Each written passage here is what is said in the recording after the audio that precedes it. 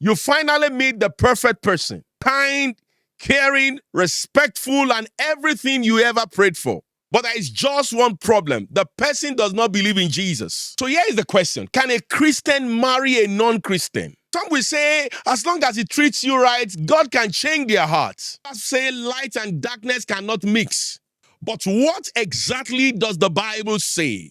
Is dating an unbeliever a sin?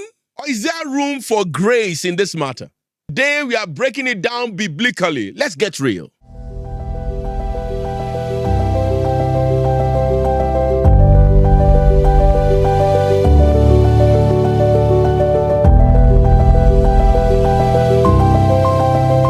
The scripture is 2 Corinthians 6 verse 14. Paul writing a second epistle to the most troublesome and problematic church that he ever founded. 2 epistles, voluminous ones to the church in Corinth. Do not be unequally yoked with unbelievers. Many people quote the scripture, but what exactly does it mean? Let's talk about a yoke in a minute. In ancient farming, 2 oxen were tied together with a yoke. So if one ox is stronger and the other is weaker, they both find it very difficult to move together.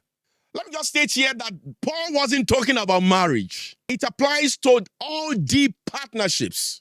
But marriage is the deepest yoke 2 people can ever have together. Paul warns against close ties with unbelievers generally. How much more romantic relationships, which involve deep emotional and spiritual connections. Now, here is where people argue. They say dating is not in the Bible, so it doesn't really matter. As long as you have not married the person, you can date the person and then convert the person. Let's just be logical for a minute. What is the purpose of dating? For fun, casual relationships, or for preparing for marriage? The Bible may not mention dating directly, but if dating is meant to lead to marriage, then shouldn't the standard of choosing a spouse apply before you get emotionally attached? Many Christians believe they can convert their partners. You hear things like, I will be the light. This person is already open to God. Oh, this person will come to church with me. But here is the real talk. Can God change them? Absolutely yes. But are you the one to guarantee that change? Absolutely no. The Bible never encourages evangelism through romance. Love should not be a mission field. Please look for mission fields if you want to do cross-cultural missions. What happens if they never change? There comes the inevitableness of spiritual influence. But influence is subtle. Over time, this you're speaking in tongues, praying, fasting, everything will begin to shift. I mean your standards. How will you raise your children? Who leads the home spiritually? What happens when major life decisions need to be made through the lens of faith? A relationship is not just about romance. It's about your faith, it's about your purpose, and it's about life after here. You're already in it, should you break up? First of all, pray and then be honest about the future. Do they respect your faith or challenge it? If you are not married yet, John Reno will not tell you what to do. You still have a big decision to make.